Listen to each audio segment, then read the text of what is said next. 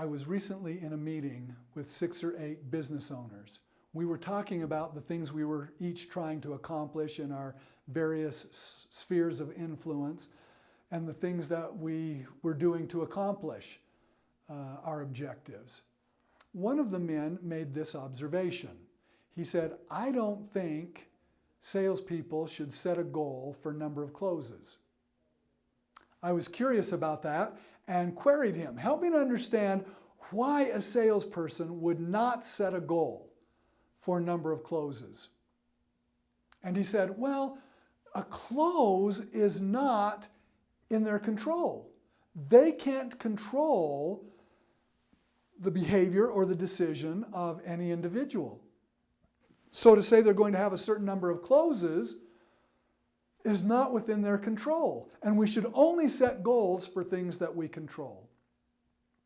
I was quite bemused by the argument. And I realized that, in fact, we should set goals for things that are within our control. But we also should set goals that spring from the desire of our hearts and the great accomplishment, the great results that we're seeking for. And so as I considered his concern about being able to only set goals for things that are within our control, I realized that in the Griffin Hill system, it's why the way we measure and evaluate is so very important. Because it allows us to set goals that spring from the desires of our heart. It allows us to set goals for number of closes. Because we set goals based on statistical likelihood of success. In other words, I frequently hear this as an example from salespeople. They say, oh yeah, that deal with XYZ company is going to close. You know, we were in there, I did a test close, they've just got 1 or 2 things they need to do on their side, and we're going to close that deal. I'm going to close that deal before the end of the month. And then it turns out that deal never closes. To my friend's point, that you can't make a goal to close that deal when the decision making and the behavior is in the control of somebody else. But that's far different to say I'm going to close that deal than to say I'm going to close a deal. Here's part of the problem. As I talk to people about their sales pipeline, by the standard of time, date, place certain, purpose mutually understood, it is very common for me to discover that they have, well, really 0 to 3 deals in their pipeline. In fact, I very rarely find anyone by that standard who has more than 3. That isn't stacking the odds of success in our favor. And it is likely that you are not putting the statistics or the odds in favor of you closing a deal or an opportunity. Because you can't control their decision making at that range statistically. But what we know in the Griffin Hill methodology is that mistakes in decisions about goals or mistakes in decision about measurement of goals is the single greatest cause of human incompetence, as Thomas Gilbert taught us. So if I want to close 1 to 3 deals, there's my goal, I wouldn't have 0 to 3 deals in my pipeline. I would say if I want to close 1 to 3 deals, then what is within my control is I've got to have 15 to 30 deals in my pipeline. You see, we can set goals for things that are not in our control. We call those ends goals. The end goal is I want to close 1 to 3 deals. So what is required of it? What do I have to do? What do I have to accomplish? What productivity is required of me in order to statistically put the odds of success in my favor to accomplish that end? Now I'm talking about means goals. So when we talk about goals and goal setting, it's important to remember that we're talking about ends and means. That both are important. That we can set a goal for things that are not totally in our control as an end goal. But then we need to back that up with means goals to say, okay, what is required of me in order to ensure that I accomplish that goal. And that's not going to cut it. But this stacks the odds of success in my favor. I don't know exactly which of 15 to 30 is going to close, because I can't control their circumstances, their behavior, their decision making on an individual level. But what I can control is that if I get 30 qualified opportunities into my pipeline, statistically, 1 to 3 of those will close. Well, it was a great discovery experience for me on the topic of goals and goal setting. It reminded me of a place that we ended our numbers coaching day just a couple of weeks ago. This quote from Burl Markham: "If a man has any greatness in him, it comes to light not in one flamboyant hour, but in the daily ledger of their work." In other words, some salespeople have a flamboyant hour of a miraculous close on a statistical pipeline that doesn't justify or warrant such a close. But the great ones know how to control the metrics so that there's a steady flow of powerful results. If a man has any greatness in him, it comes to light not in one flamboyant hour, but in the daily ledger of their work. Well, today we're talking about goals and goal setting. It's a theory day. We've told you that the rotation of the coaching sessions will be a numbers day, a case study day, a theory day, and a skill day. That theory days are the theory of human performance and the theory of personal persuasion. Today, we're talking about the theory of performance as it relates to goal setting. Why? Because we know that high achievers are goal setters, that is an attribute that they have in common. So let's start there with some principles, guiding principles about goals and goal setting that are important for us to remember. First is that one that we've already talked to you about from Thomas Gilbert. Mistakes and decisions about goals are the single greatest cause of human incompetence. So what are some of the mistakes that someone could make relative to goals and goal setting? Number one would be not to make goals. Not to set a goal would be a mistake in regard to goals and goal setting that would lead to our incompetence. Number two would be to only set goals that we can directly control. Really, that we're talking about only setting means goals. That would be a mistake in our decisions about goals that would lead to human incompetence. It is perfectly appropriate and powerful to set ends goals that aren't directly in our control, that are backed up by means goals where we say, how are we going to stack the odds of success in our favor? The likelihood of hitting that goal based on things that are within our control. So there might be actually several layers of means goals in order to get to or to accomplish an ends goal. And that even some of our means goals still might not be directly in our control. But we have to drive it down, drill it down to a next level to get to means goals that are within our control. So those are some of the kinds of goals that you could make, or some of the kind of mistakes relative to goals that you could make that would lead to human incompetence. On our numbers day, we talked about mistakes and decisions about measurement of our goals that would lead to human incompetence. So those are some of the mistakes that we could make, and a guiding principle taught to us by peers, my human performance science peers, about goals and goal setting. Another important guiding principle brought to light by William Jennings Bryan. Destiny is not a matter of chance. It's a matter of choice. So what choices do we make? What choices do we make about our ends, our desired ends? What choices do we make about means? Destiny is not a matter of chance. It's a matter of the choices we make.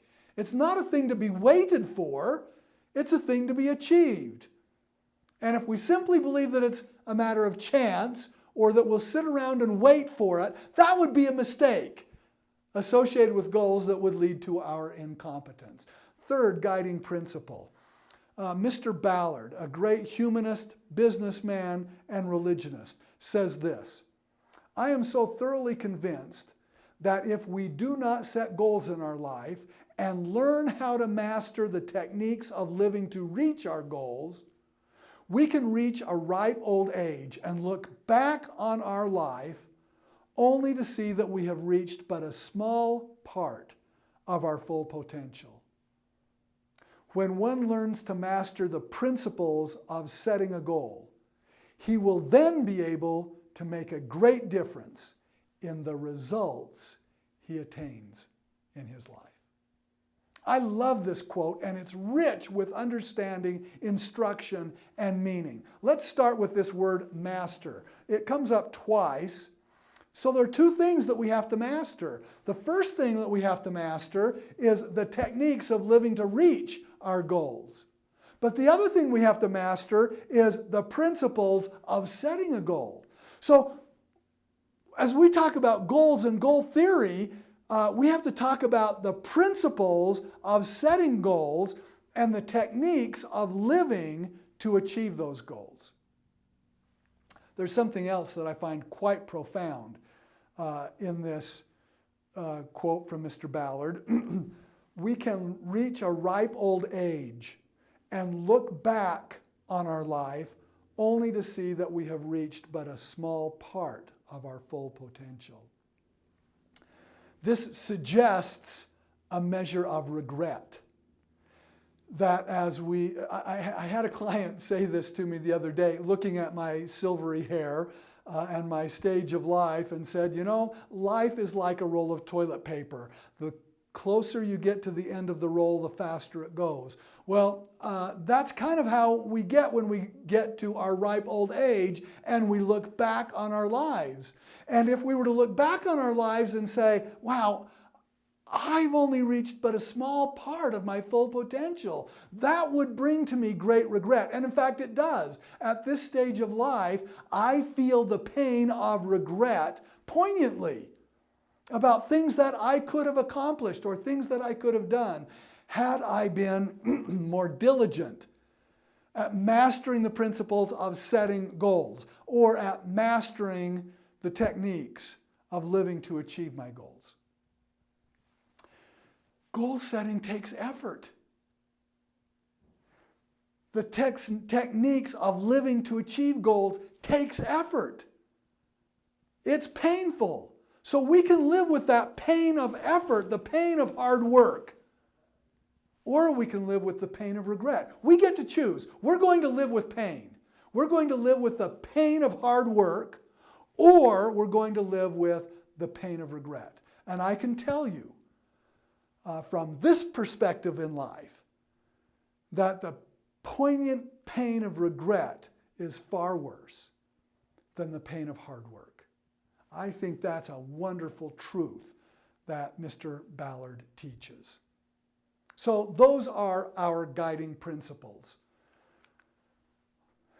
If a man has any greatness in him, it comes to light not in one flamboyant hour, but rather in the daily ledger of his work.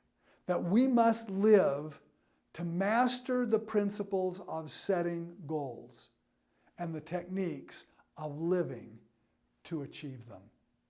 Or we find ourselves living with the pain of regret instead of the pain of hard work.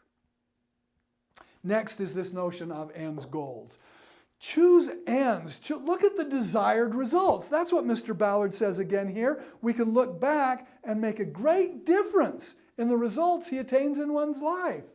That if we learn to master the principles of setting and techniques of achieving, he will then be able to make a great difference in the results he attains in life.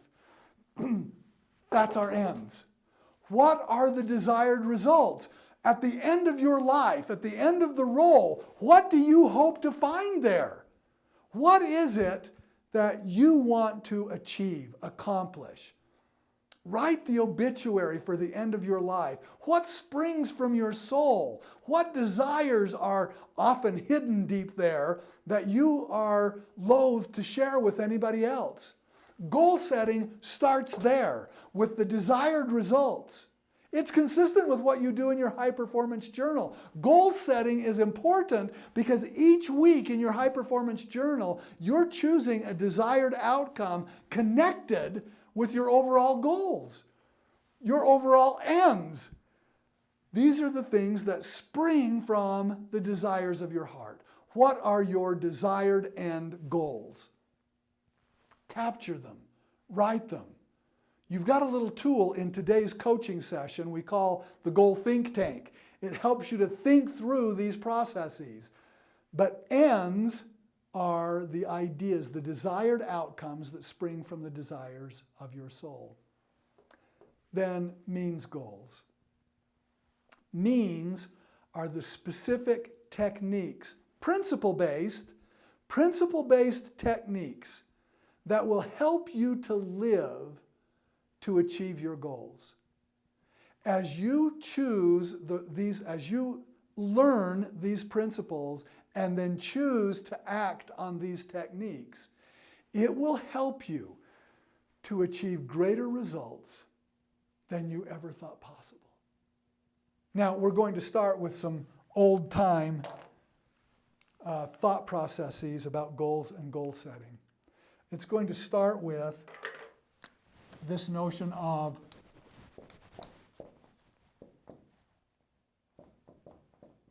SMART goals.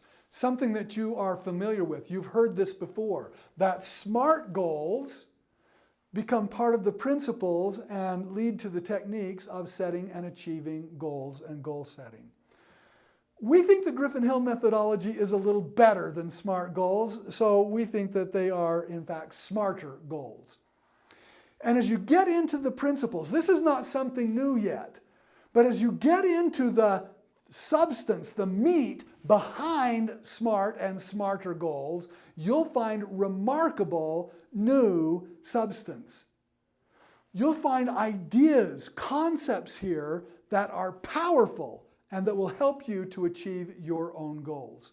Well, if we start with SMART goals, we're now talking about means. What are the means by which we're going to achieve those desired ends? Some of which might not be in our direct control, but our smarter goals are going to help us to drag it into our control. That's what our means goals are all about. So we have the first principle, which is specific.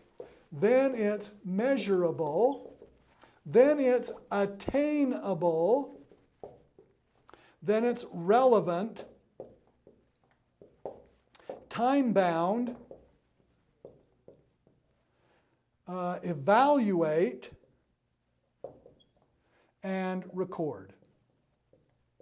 So there they are, the basic principles and techniques that will help us to set means goals to achieve our desired ends.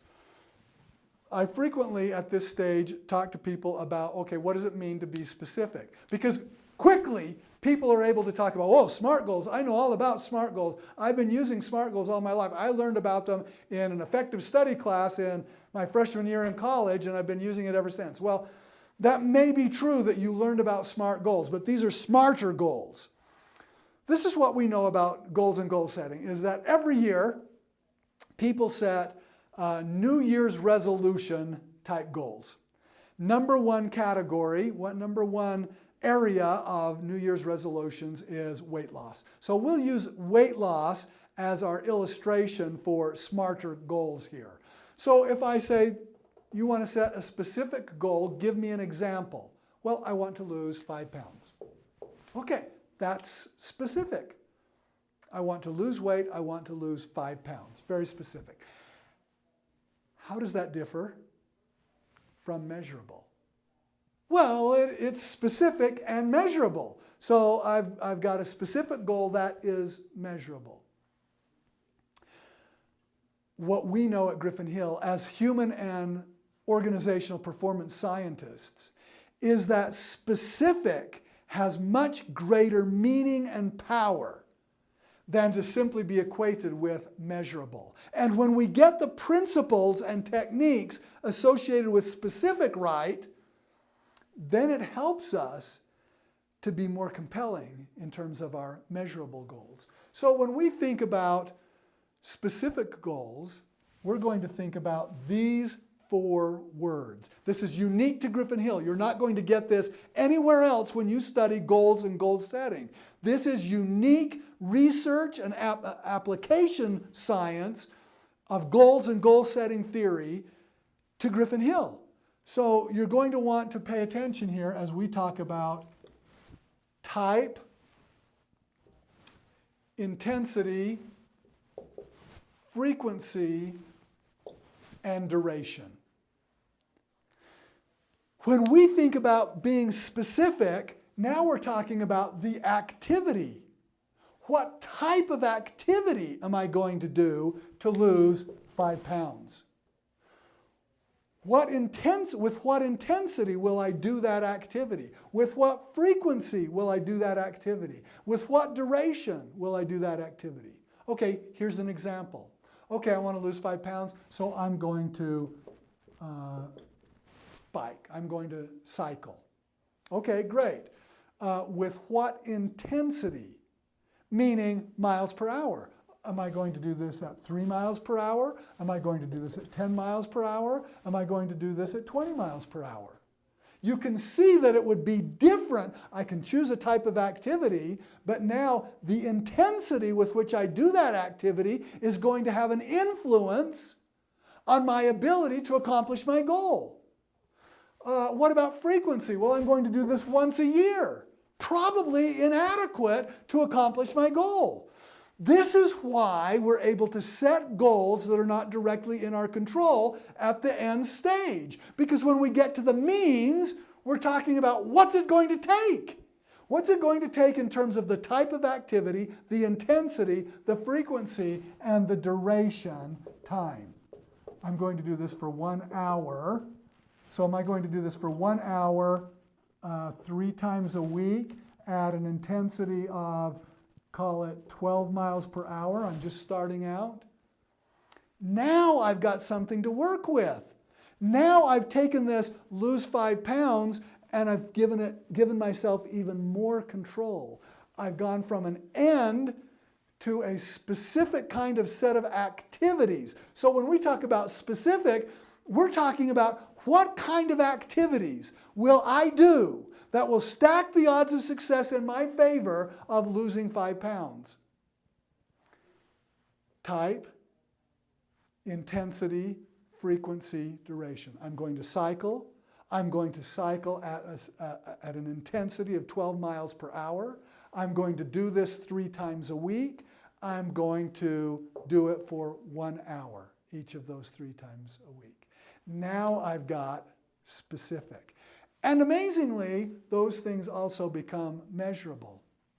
Now, when we think about measurable, let's go to that one next. When we think about measurable, here's a next new and amazing principle unique to Griffin Hill. What we know about the science is that we make mistakes about measurability, and that pinpoint goals, my 5 pounds, are mistakes in decisions about goals that lead to human incompetence. For example, if I set that goal to lose 5 pounds when my body needs to really lose 30, that's okay. It's okay to have an incremental goal. I just want to lose this first 5, then I can work on the next 25. That's all okay. But this is what happens. I begin on my specific activity of biking with an intensity of 12 miles an hour, a frequency of 3 times a week, and a duration of an hour. And amazingly, in the first month, I lose my 5 pounds. I hit my annual goal. And then this is what we know to happen. As research scientists, we can tell you that this is what happens. That thereby the behavior extinguishes. I hit my goal. I no longer need to cycle at 12 miles an hour, 3 days a week for an hour. I already hit my goal. I don't need to do that anymore. And so having this pinpoint goal exterminates the behavior. It exterminates achievement behavior. And as a result of having exterminated achievement behavior, I now gain back my 5 pounds and add to it another 5 by the end of the year. So rather than make a mistake about a pinpoint goal, we teach the principle of range goals. So if 5 pounds is incremental improvement to you, set it at 5 pounds. In fact, you could set it for 2.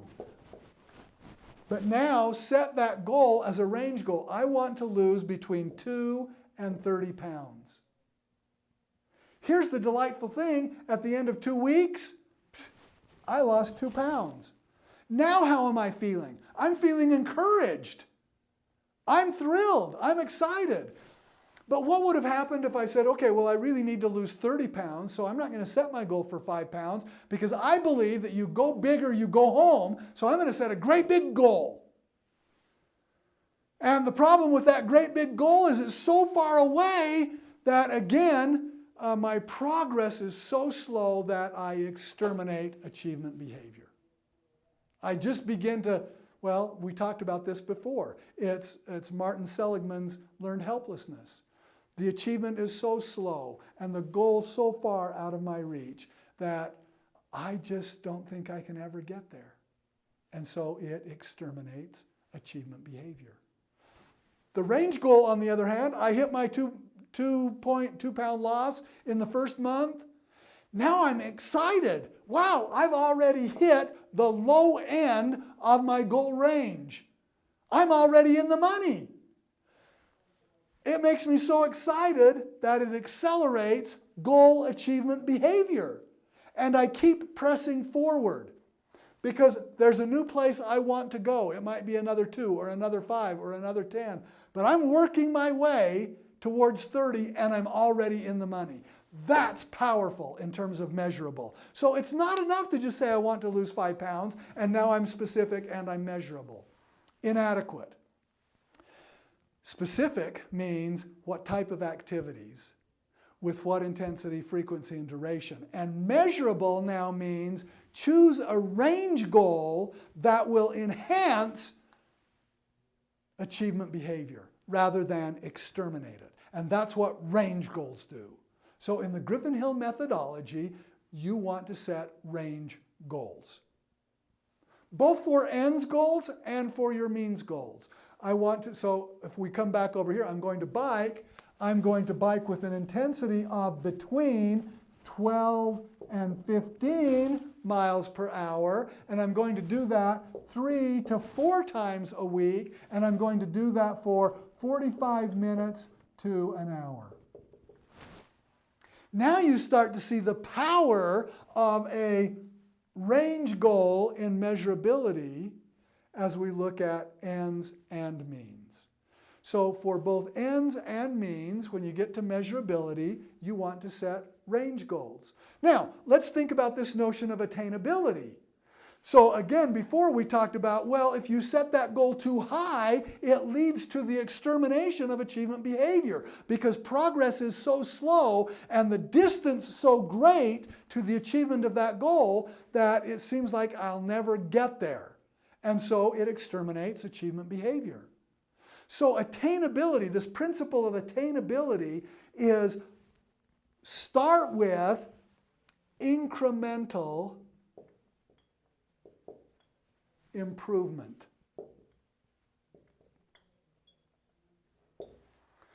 That's why I used 2 pounds here.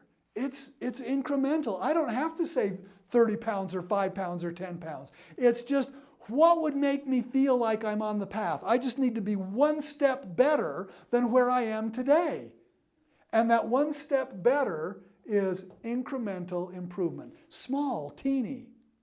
But then, consistent with the spirit of go big or go home, choose that ultimate target of that 30-pound range, and then you've got achievement milestones. You get in the money rapidly, and because it's attainable, and it drives you forward to greater realms of achievement. This is why, even consistent with what Mr. Ballard said, that you can look back on your life and find that you have had greater results, a much different outcome and results than ever before. Because now you're learning the principles of goal setting and the techniques of achieving. And here they are. Attainable starts with incremental improvement. Low end, but it gets us in the path. And when we achieve it, we're already in the money. We've already accomplished our goal. And now it is driving us forward to higher levels of achievement, relevant. Frequently, we have this desire that springs from our soul, this end goal, and maybe because it is not in our direct control, we set a range of goals that aren't relevant to the target at all. That we choose behaviors or activities that are within our control, but that never really help us to get to that end range. Here's an example. An executive in a large multinational organization was assigned to a foreign post. Immediately on arriving, he asked everybody in his organization to submit to him three goals with three ways to accomplish it. Well, in other words, he was saying, give me three desired outcomes and three ways of accomplishing each desired outcome. He then gathered all that information in. It turns out that as he looked at all the ends goals and all the means goals, that only 17% of respondents had any goal connected to the mission of the organization. Only 17% of respondents had any goal, either in means or in ends or means, that were connected to the organizational purpose and mission. That was surprising. Well, our goals have to be connected. The behavior, the activity, has to be relevant to the desired outcome, ends and means. Make sure that it's relevant. Next, time-bound. Some of that we help to take care of when we're up here in type of activity and we're talking about frequency, but make it time-bound. When we think about time-bound, what we know at Griffin Hill is that in the human performance model, we only perform to deadlines. Without a deadline, we don't act. It's why we set a deadline with the ends goals and we set a deadline with the means goals, shorter range deadlines. Make sure that your goals are time-bound. We only perform to deadlines. So not only make them time-bound, but get them onto your calendar. So when we look at this relevant and time-bound, I would suggest two things. Make them simple, checklist form, and calendar. Get to that stage, and now you've got something meaningful. Finally, evaluate. I recommend that you evaluate your goals along 4 horizons. Daily.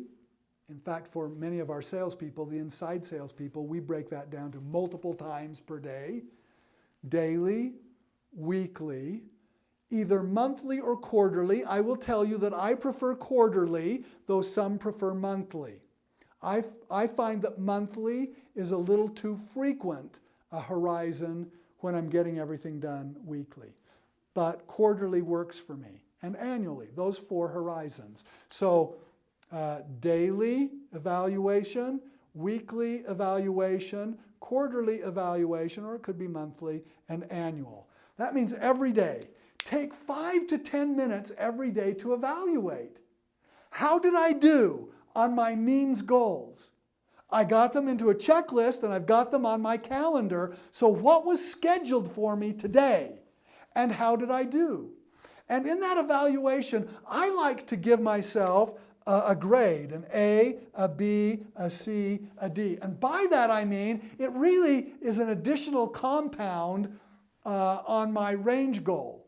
For example, if I hit 80%, if I did 80% of what I was scheduled to do for my achievement, rather than let that exterminate the behavior, I say, ooh, you know, it wasn't as good as I had hoped, I got a B. I want A's. If I get a 90%, I know I've got an A minus.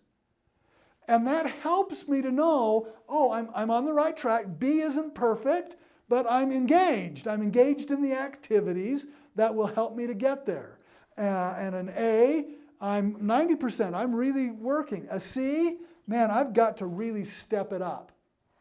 So really step it up, that's part of the evaluation. Here's what you're evaluating. You're evaluating both the goal and your effort. So as you evaluate, you're saying, was my effort adequate for the goal? Do I need to step up the effort? Or am I giving everything I've got here and I need to adjust the goal? So evaluation can mean I'm going to evaluate the goal and I'm going to evaluate my effort. In that evaluation, now we get to celebrate our A's and B's. Look for those first. Look for the great celebrations in our evaluation. Start there. Then look for what do I need to adjust in terms of either the goal or my effort, and then make those adjustments accordingly. Record. We said this earlier, that great old quote you've heard so many times, a goal not written is only a wish. Well, you've got to record your goals. And again, I would say this has to be simple. You've got to get it into a checklist form and into your calendar. It's one of the reasons I like quarterly goals, because sometimes it might be that my goal is on a quarterly horizon. Once a quarter, I want to do this behavior. And if I'm evaluating on that monthly basis, it doesn't give me a chance to do that. So in my dailies, 5 to 10 minutes. Weeklies, 10 to 15 minutes. Quarterly, 15 minutes to 30 minutes. Annually, 30 minutes, half an hour, up to 2 hours. And then record, get it into a checklist form and onto your calendar so that it's very, very simple for you to execute. Complexity is your enemy here. It's got to be simple enough that you can check the box and look at the schedule on your calendar of when you're scheduled to make that check in your box. Well, this is astonishingly unique in terms of goal-setting principles and goal-achieving techniques. It's the smarter Griffin Hill way. Here's the next piece, however. You've got to commit. Once you've got it recorded, once you've got it into a checklist form, and you've got it into your calendar for daily, weekly, quarterly, and annually, now you've got to be committed. You've got to commit yourself to do this. And we find that saying it out loud enhances commitment. Saying, I will do this. But that's maybe the start place. So I'm going to suggest 3 things. Can you see it? Can you see it on your calendar? Is it that simple? Can you see that if you did these activities that it would relate and lead you to that desired end? Can you see it? Does it make sense to you? Is it reasonable? Is it logical? That even though the end may appear to not be in your direct control, can you see that your means will put the odds of success in your favor, that it will stack the likelihood of getting to that end goal in your favor. Can you see it? If you can see it, next, do you believe it? Do you believe this will really work for you? Do you believe you can do this? So commitment starts with, can you see it? And the next stage is, do you believe it? Look, this notion is deeply embedded in the historical record. You can read about this all the time. In the historical record, there is this story of the great migration of the children of Israel, biblically, out of the land of Egypt to the promised land. If I were to ask you how long did these children of Israel wander in the desert, most of you who know the story would tell me 40 years. That's absolutely incorrect. That notion of 40 years suggests that their leader, Moses, was without a vision. He didn't even know where they were going. The goal was simply to get out of Egypt. That's not true. He knew exactly where he was going, and he told the people where they were going. And in terms of travel time, it was about 2 weeks of travel time. It took them a couple of months to get there because they parked for a month and a half at Mount Sinai. But within 2 months, within 2 months, less than 2 months, they are at the border of what their leader Moses had called the Promised Land. Moses then selected 12 men, one from each tribe of this great people he led, and sent them in to spy out the land. He sent them in to say, spy out the land, what the land is. By that, he intended to communicate, find out what the lay of the land is. Are there hills? Are there valleys? Is it flat? Are there places that we can set up as places of defense and retreat? Is there high ground from which we can attack or defend and make stands? Find out the land, what it is. Then the other charges included, find out the people. Are they weak or are they strong? Do they live in tents? Do they live in cities? Are these cities walled cities? Are they strongholds and forts? Spy out the land. Check out the fertility of the land and bring us samples of its fruit. Will it support a large population if we go in? Well, those 12 spies went in. They found out, in fact, that it was a very fertile land, that it was rich. In fact, they plucked one bunch of grapes, a branch of grapes that looked so dense as though to be one cluster. And when they cut it, they had to carry it between two people on a pole. That's how rich and dense and fertile the land was. They've brought that back as evidence, consistent with the instructions they had been given. They came out with a great report of the land. It is a wonderful land. It flows with milk and honey, they reported. But then they say, as it relates to the people, they are a strong people. In fact, there are giants in that land, they reported. The sons of Anak, we look like grasshoppers to them. There is no way we can take this land. There's no way. They are giants, and we are mere grasshoppers. And as they told that story to the hordes of the children of Israel, the people were discomfited. They fretted and they were frustrated. And ultimately, they said, we will not go in. They will kill us. We were better off in Egypt than here. 2 of the spies stepped forward and said, it is a land that flows with milk and honey. And there are the sons of Anak, and they are giants, but we can take them. We can do this. Let's go. And the people said, you keep talking like that, and we will stone you.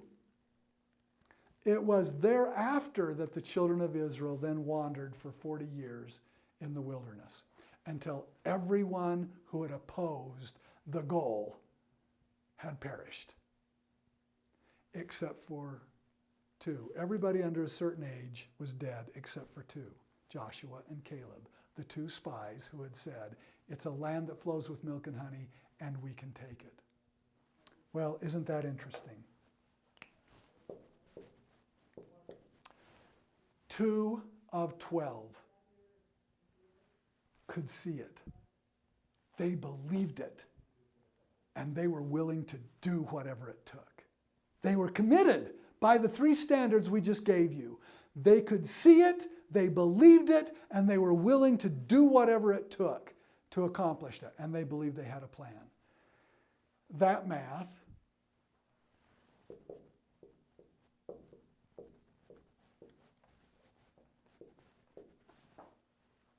is 17%. There's a great performance scientist, Alfredo Pareto, who discovered that in his own land, 80% of the wealth was controlled by 20% of the population. That was later coined as the Pareto principle. But he found that that principle held true even in the pea pods in his garden. That 20% of the pea plants produced 80% of the yield. This became known as the law of the vital few. The truth is that only 20% of the population will master the principles of goal setting and the techniques of living to achieve their goal. Where are you? Will you be among the vital few who will say at the end of today, I opt in. I can see it. I believe it. I will do it. That's something you could record in the discussion section under the video. I will be among the 17%. I will be one of the vital few. As a result, I will do over the next 5 years things that no one else is willing to do. And in the 5 years after that, I'll be able to do that no one else can do. That's the law of the vital few. Where will you be? Are you going to opt in to be one of the vital few? Put that down in the discussion section underneath this video. Make that commitment, make it publicly. And when you do, it will stack the odds of success in your favor. It will stack the likelihood of you following through on that commitment in your favor. We know statistically that about 17% will be in the great bunch of achievers. And everybody else will simply listen and think it's interesting. Can you see it? Do you believe it? Are you committed? What will you do to express your commitment? Would you take time now to reflect and write? In your high-performance journal, choose 3 to 5 things that stood out to you. What was important to you here today? After you've reflected and written in your high-performance journal, those 3 to 5 things, choose a desired outcome. Therefore, what? What do you want to have happen in your life? It could be not directly in your control. That might be an ends goal. It might be linked to other of your goals. And then choose 3 specific actions, 3 specific behaviors that you will commit to do in order to accomplish that goal. Write in your high-performance journal. Now, I would also recommend that you take this coaching session and share it with everyone you're close with. Share it with your children. Share it with your spouse. Share it with your parents. Share it with your siblings. Share it with your boss. Share it with those that you lead. Share it with your peers. Because as you join together in a culture of achievement, it will help you. A rising tide lifts all boats. Share these principles with those around you so that you can get the best results. Go to your high performance journal, write 3 to 5 things, choose a desired outcome, and at least one action item that you will commit to do. And also make some comments in the discussion section underneath the video. Great to be with you. I invite you to be among the 17%, the vital few, the achievers.